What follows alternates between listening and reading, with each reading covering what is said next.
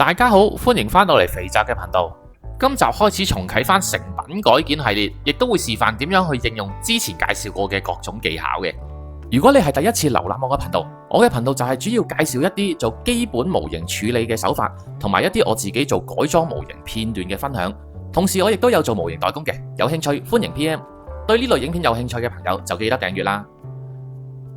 今次都係做翻啲冷門嘢，咁概念其實就已經有噶啦，所以就出咗去收呢一隻 A to Z Gundam，收咗翻嚟就係畫面見到嘅咁多嘢。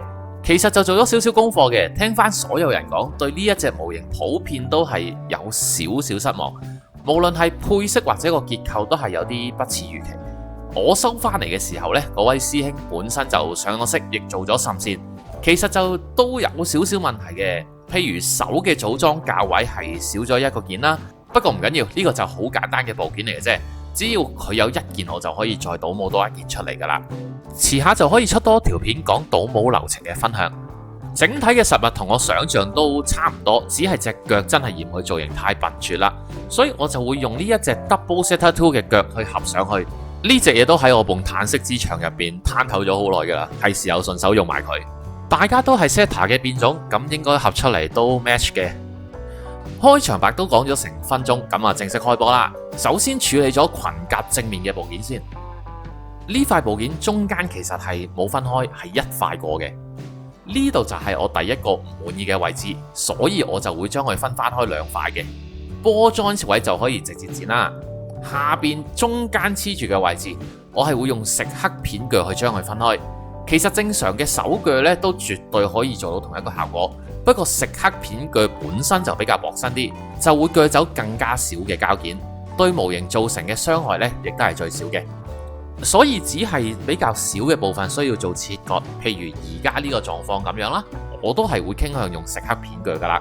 咁當然啦，佢係鋒利嘅，所以大家用嘅時候咧都要小心啲啦。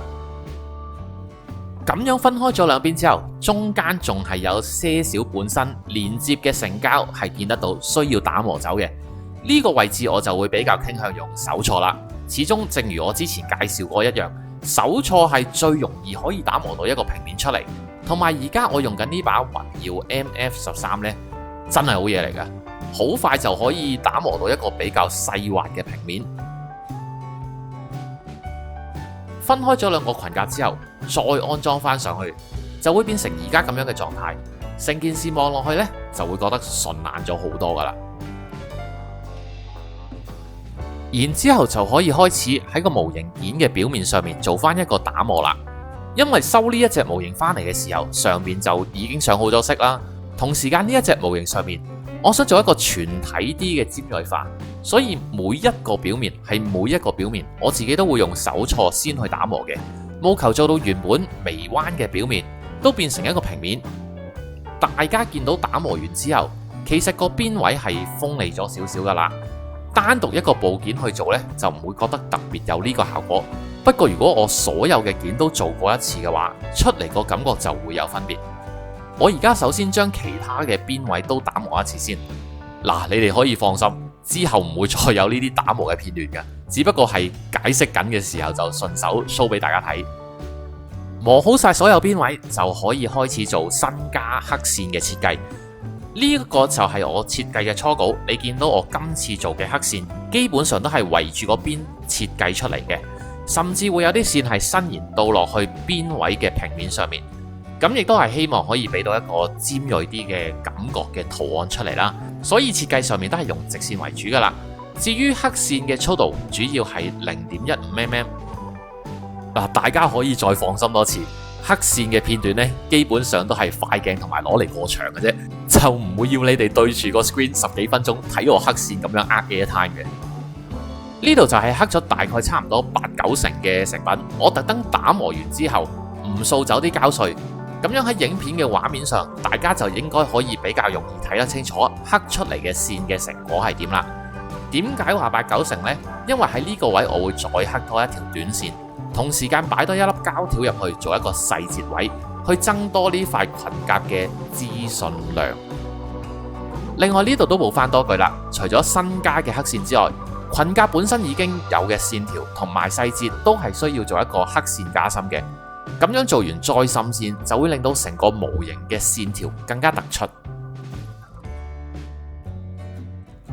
大家而家見到我喺影片入邊刻多咗一條 0.5mm 嘅短線出嚟，我亦都事先喺一條 0.5mm 嘅方形膠條上面切咗一細粒，就可以放落去啱啱刻出嚟嘅短線入邊啦。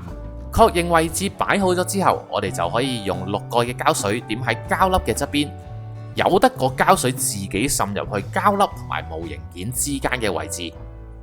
呢個係小心得嚟嘅，因為如果你直接將膠水點喺膠粒上面呢，個膠粒係會好大機會黐咗喺膠水嗰個掃上面，所以我習慣性會咁樣點膠水多啲。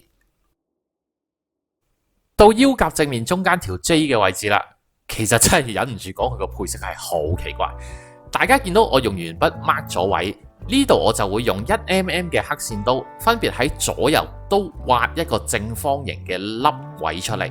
由於個件本身真係面積太細啦，落唔到黑線膠帶，咁就會徒手去刮嘅。刮完出嚟之後，呢個就係我想要做到嘅效果。另外喺最底嘅呢一個平面上面，其實我都嫌佢太過空白嘅。我之前就買咗一大堆我哋叫補品嘅第三方配件啦，佢都有少少細節嘅，揾啱咗一塊形狀同埋尺寸都適合嘅，就上喺呢個平面度啦。其實呢部分都簡單嘅，用膠水將個補品黐喺呢個 JJ 位上面，咁成品出嚟嘅效果就係咁樣啦。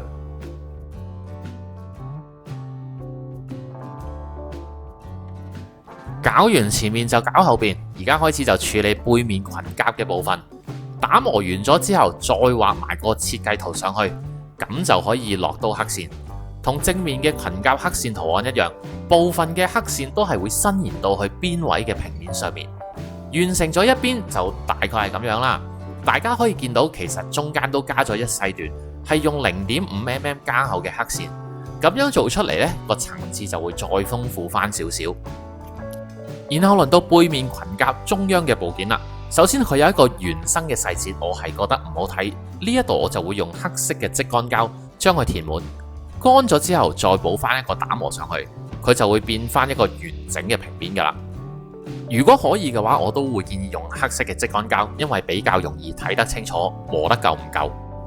呢度喺件嘅兩邊，我都用咗1mm 嘅方形膠條加高，長度兩邊一樣都係1cm 噶啦。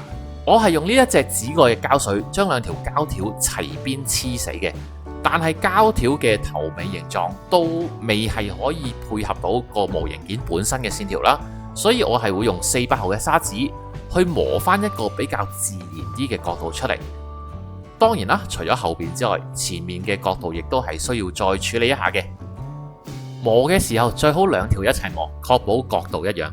而家出到嚟，成件事就順眼咗好多啦。又係補品出動嘅時間，我就已經度好咗配件嘅闊度，啱啱好係可以放得入兩條膠條之間嘅，大概就呢個位置啦。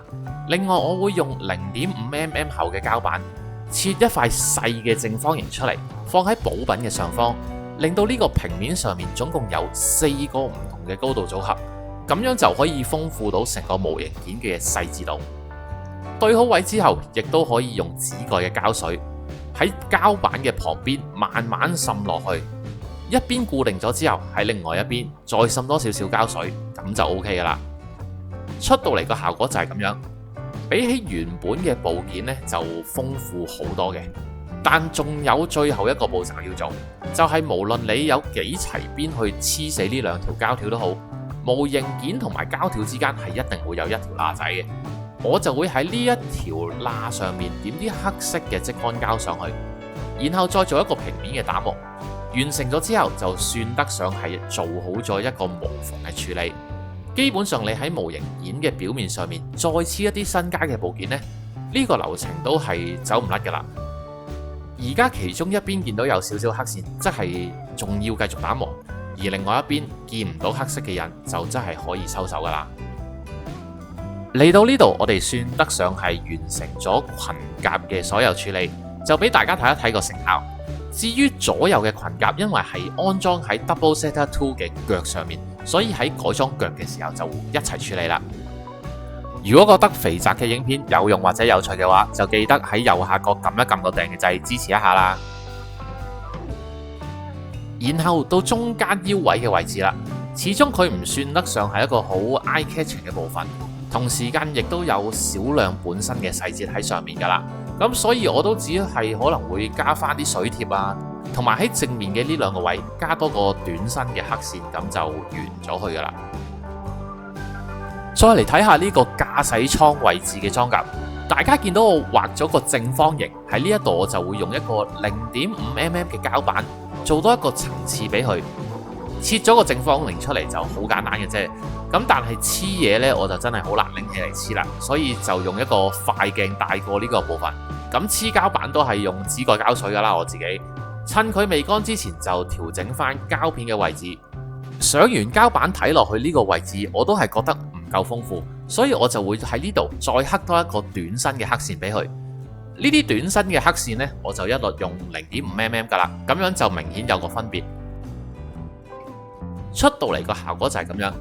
咁之後我就會清走翻坑入邊嗰啲膠水嘅，跟手就會處理呢個下胸甲啦。畫面入邊應該見到有鉛筆痕嘅反光，其實我就已經將個設計畫咗上去先噶啦。呢一個位呢，我又想特別講一講嘅，zoom 埋啲俾大家睇清楚。呢一條邊其實我已經將佢處理到變成咗一個平面，另外一邊我係未處理嘅。其實佢係由兩個差唔多角度嘅平面組成，呢個角度就好似冇咁容易睇到，我哋轉個角度睇一睇，放大咗就比較睇得清楚，係有兩個平面噶啦。呢啲咁窄嘅平面呢，其實係比較難用手銼或者砂紙去做打磨，所以呢度介紹多個方法，就係可以好似影片咁樣用筆刀將呢一個位去刮平佢。只要你可以 hold 得住個角度唔變嘅話，好似影片咁樣做，向同一個方向不停咁樣刮，冇幾耐你就可以得出一個平面噶啦。處理完呢啲邊位之後，咁我都可以開始落刀做黑線噶啦。喺側邊呢個位，除咗黑線加深之外，因為佢胸甲呢一個位仲有一個火神炮咁樣嘅嘢喺度嘅，所以我都會用黑線去叫做包圍住佢，凸顯翻呢個火神炮出嚟。去到上胸甲嘅部分啦，中間呢個凸起加多咗一個層次嘅胸甲呢，其實我都幾中意，所以黑線加深就一定要做噶啦。另外其他細節嘅位置亦都唔可以偷懶啦，都要同佢哋補翻一個黑線加深。都係嗰句，咁樣先至可以令到模型嘅線條喺滲線之後更加明顯，俾到一個更加硬派嘅感覺出嚟。咁但係上胸甲中間嗰個窿呢，我就真係睇唔順眼嘅。所以又係補品出場嘅時間啦，時間嘅關係，我已經整定咗一塊出嚟，擺上去上胸甲嘅位，對個都叫做 match 嘅，咁就用6個嘅膠水將配件黐埋上去。黐完上去之後，咁我都會另外有黑線嘅設計喺翻上面啦，左右都會做翻呢一個色 set 嘅圖案嘅。處理完之後就大概係咁樣啦。因為我預計自己會做一個分析，所以呢一個黑線呢，我係會伸延到去其他嘅平面上面，同時間唔會話去到一個特定嘅位就冇咗，就比較自然啲。不過呢樣嘢係唔係必須嘅，大家按自己佈局需要去做就得噶啦。呢一塊就係包圍住頸嘅部件，咁兩邊都直不甩呢，就好似有啲悶，所以我就會喺中間做一個凹位俾佢。其實要做呢啲凹位就都係好簡單嘅啫，直接用筆刀沿住畫好嘅記形喺兩邊先切落去模型件度，然之後中間逐層逐層咁樣將多餘嘅膠件慢慢削走，削到去一定嘅程度，你見到要切走嘅部分都差唔多啦。最尾我哋就用砂紙去將呢個切出嚟嘅部分打磨翻做一個直線。呢啲位嘅處理最緊要呢，就係有耐性嘅啫。慢慢嚟，係冇想象中咁難嘅。處理完一邊之後，咁就可以將另外一邊重複呢一個步驟，再處理埋佢。到最後就呢個頸嘅關節位啦，我自己就嫌佢個頸太短嘅，所以我會喺中間加長佢。首先將個波樁剪咗出嚟先啦，最好就用把利啲嘅剪，咁樣剪出嚟個位呢就會平整啲。加長嘅部分，我會用到1mm 厚嘅膠板同埋1mm 直徑嘅銅枝。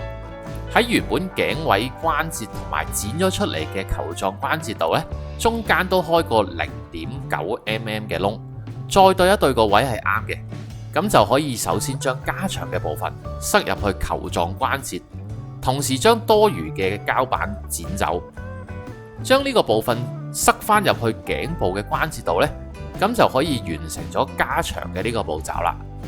因為我呢一度個窿大細同埋個銅枝嘅緊密度係十分足夠，我連膠水都唔需要落，所以呢個身體嘅部分就叫做第一階段完工啦。而家就可以做個對比圖俾大家睇一睇加工前後嘅分別。雖然模型本身顏色個色組咧係真係有啲不堪入目嘅，但係個結構我覺得唔差，所以預計自己都會將成個色組變晒佢噶啦。呢一度就只係第一階段嘅完成。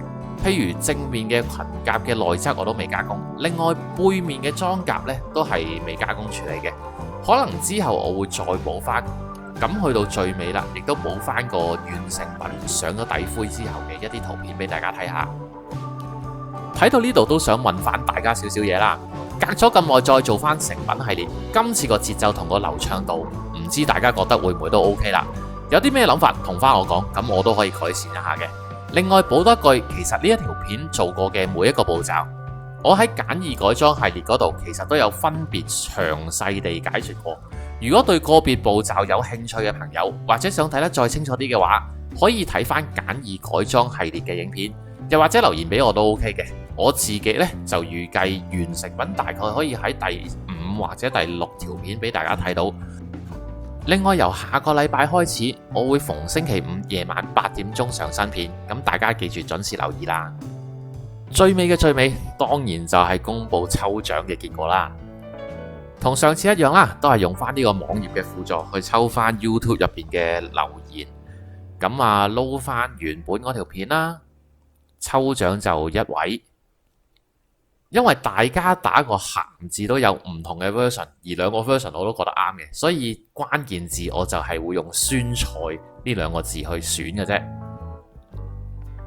日期就計翻2月1號出片，咁我講到明係2月8號嘅中午12點截止，咁我哋入翻呢個時間